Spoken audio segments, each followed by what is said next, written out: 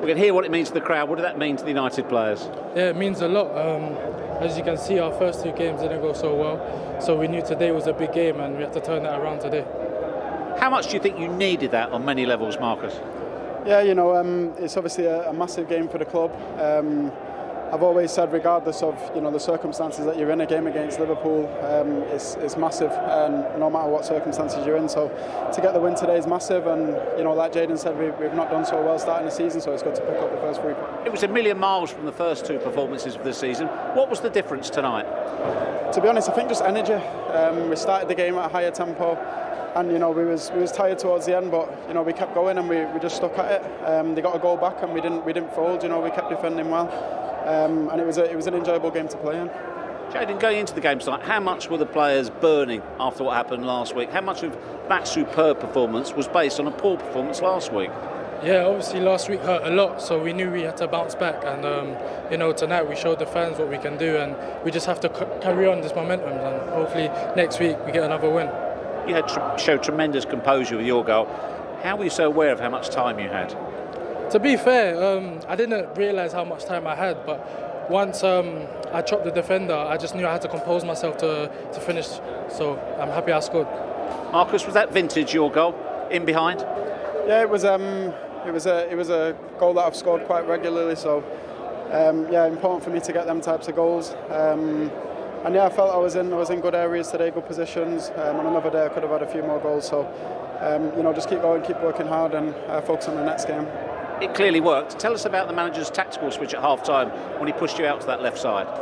I think it's just the versatility that we have in the team. We can do many different things, especially in attack. So, the game was going well. We were in the first half. We was attacking some good spaces. But we weren't quite getting the end product that I felt we deserved in the first half.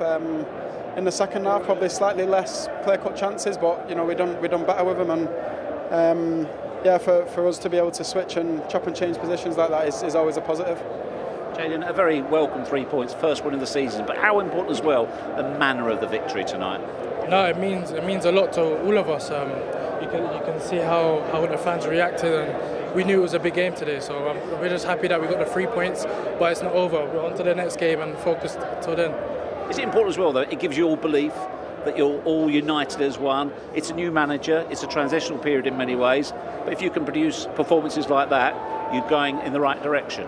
For sure, we just have to produce like what we've done today every single game, so again, we're on to the next game. Happy that we got the 3 points, and we move on. Congratulations, guys. Well done. Thank you very much. Yes, the goal scorers, Jayden Sancho just scoring for the 4th time in his Premier League career for Manchester United. He said there, Paul, he didn't realise how much time he had, but as Micah said at half-time, if Mo Salah et al. Had scored that, they'd be creating the headlines and people would be getting very carried away. Yeah, they would be, yeah, and I actually said that as well. I thought the composure, the lad, and that's what we've come to expect from him. We've seen him at Dortmund for a couple of years. OK, he had not a poor season, just a difficult season last year in a difficult team, but his composure he showed there was brilliant. It's not always easy to do this, you're in a box, a crowded box, you think. And this takes real talent to do that. It's a great bit of skill. Puts 2 people down, puts Milner and the goalkeeper down, and that opens himself up to just slide it in the corner. But I thought he was good. I thought Marcus with the other inter, I thought he was as good as he's been for probably 2 or 3 years. A real threat on the counter-attack running through, and Liverpool really struggled to deal with him. Yeah, I mean, this is what United fans want to see. As Scholes said, we've not seen it enough, since he's been there. He's a young kid still learning his way, and it's tough going to United at such a young age. But moments like this would just endear him to the United fans. But you've got to do more of it. We want to see more of it week in and week out, and it's pleasing to see him and Rashford, on the score sheet. And this caused much discussion within the Liverpool ranks, Macca. It was a nice goal by Sancho, but it was awful defensively by Liverpool, wasn't it? Trent doesn't do enough to stop the 1-2, then get back and try and defend Sancho. Milner goes flying in, trying to delay it, and he's angry at Van Dijk for not stepping forward. Virgil van Dijk stands on the 6-yard box, hands behind his back, and is almost rooted. Once Sancho comes inside, yeah, he mightn't stop. He might be able to stop the goal from going in, but he has to come forward. If he steps a yard forward, he instantly closes the angle down for the goal. Goalie's out the way, as you'd expect, but he has to come forward. He has to come forward, and that's what Milner was having to go, and rightly so. And there was a load of people at fault for that goal, and there was more at fault for the second goal as well. And that's where Jurgen Klopp will be really angry with, and the Liverpool fans would be. Well, let's see that second goal, because Marcus Rashford spoke about it in that position again that he found himself a couple of times tonight. Well, this is where he's a big threat. Again, the ball breaks down a little bit. I think it's Henderson who gives it away. And as soon as he gets on his bike there, there's absolutely no stopping him. We thought he may have been just touch offside, maybe timed it, but it seemed like he's obviously timed it perfectly, and it's a great fit. It's a good finish, but again, for the Liverpool lads, a little bit disappointed with the goalkeeper. You're not usually be able to slide it into that near post there. I think he gives him much too much of a gap to the right hand side of him. But give him credit, Mark. This is what Mark is good at. He can finish it. He's had a really tough time, really low in confidence. So I'm hoping this will do him especially the world of good. From the Liverpool point of view. Liverpool gave the ball away. I mean, Harvey Elliott tries to play a pass out to Mo Salah, which gets cut out, and then Henderson fails to deal with it, then Van Dijk fails to deal with it, Gomez steps up, and as Scholes said, it was too easy, the goal. Once the ball's in front of Marcus Rashford, give him a load of credit, but if the goalkeeper's got that near post shut down, he has to open his body up to whip it round him, which is hard when the ball is right in front of you. But he didn't have to, because he just played it nice and straight. So his first touch, to go to Rashford's right, the goalkeeper's left, is a hard task when the ball's there. But he didn't need to, because right in front of him, the near post is open. It's a really unusual goal, isn't it? It is. Like you say, you normally open your body and you go that way to bend it round. Whip it right round. He's actually done the same finish, bent it round in the near post, which is so unusual. You're thinking usually the outside of your foot maybe to bend it round the keeper, but I think the keeper's in a bad position. Yeah, he's a top keeper. Yeah. But for me, I'm not a goalkeeping coach, but I still think he's going to act too quick too early. I think he's got people chasing him back. If he goes further back, he allows himself to get himself in the right position. But listen, at the end of the day, Liverpool were disappointing. The amount of times me and Mac were just shaking our heads about. What's wrong with them tonight, Paul? There was just no intensity. There was no rhythm. Missed big players, I think. In the middle of the pitch, listen, I'm just not buying into that. Fabinho, you like him, he comes on second half, they're a different team. He takes Henderson off. We were saying no disrespect to Milner, but, he's played the whole game.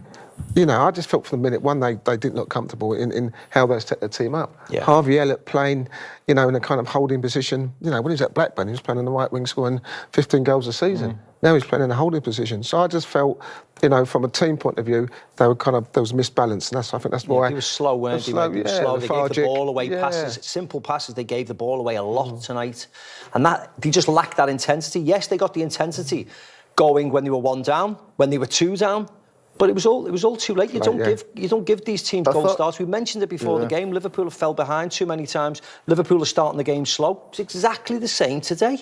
I thought Carvalho did well when he came on. Carvalho came on, he carried the ball, he was running forward. And that's why I'm talking about creativity in the middle of the pitch. Milner and Henderson, too similar. I keep mentioning it, 30-odd-year-olds playing in midfield. It's difficult. When Carvalho came on, missed Thiago, massive creative player fella. I thought when Carvalho came on, he's actually started running at the defence and trying to create a little bit more. So I thought they missed something in the middle of the pitch. I don't disagree, Scholes. I would never disagree with you, my friend. You know what I mean? From what we've seen so far this season, not pre-season, but this season from Manchester United and last season, it looks like it could be a difficult night. Let's start to look at what the positives might be. We saw when Rafael Varane came in last season, they announced his arrival on the pitch before the Leeds game. Manchester United went in 1-5-1. It lifted the crowd. It seemed to lift and galvanise the players. It looks like they're going to bring Casemiro in, and they're bringing in a player with that wealth of experience, that winning mentality, and that might just be something that can tip the players into, I don't know, a form of self-belief. Well, I think the boys need somebody else in with them. You can see that. You can see the fact that they're really struggling confidence-wise. And he's 30 years old. He's won 5 Champions Leagues. He's at the base of one of the best midfields we've ever seen with Modric and Kroos. I think he's just what they need. He's got a mentality that He expects to win. He demands to win. And the point is, you need more players like that in and around that. I think United lost so many leaders and captains over a relatively quick space of time. Rio Ferdinand, Gary Neville, Paul Scholes, Ryan Giggs, the list goes on forever. And I don't feel like they have that nucleus there. I think he's a guy, you think about De Gea, you got Varane, you got Casemiro, you got Ronaldo. There's a decent spine there. And they need to come together, and I think he's perfect for them. Look, he's not going to score a ton of goals or get a ton of assists, but in terms of demanding the most from your teammates, you almost couldn't get a better guy. He's just a little bit old and probably costs a lot of money, but they're paying a premium for something really special. I mean, how difficult was that position? You played a similar position, didn't you, to Casemiro? How difficult is it? Because he had lots of legs. Like, he's got Rodrigo, and he's got Vinicius Jr., and he's got two really highly intelligent attacking midfielders, Modric and Kroos in front of him. He's got Chelmani in there as well. Obviously, if they choose to play them alongside each other. Whereas at United, there isn't that quality, is there, on the same level? Well, probably not. But I think if you look at all the teams that have won, whether it's Champions League, Premier Leagues, World Cups, they've all had that guy. Whether it's, Kante at Leicester and at Chelsea and with France. You look at what Fabinho's done, Makelele, you look at what Fabinho's done for Liverpool.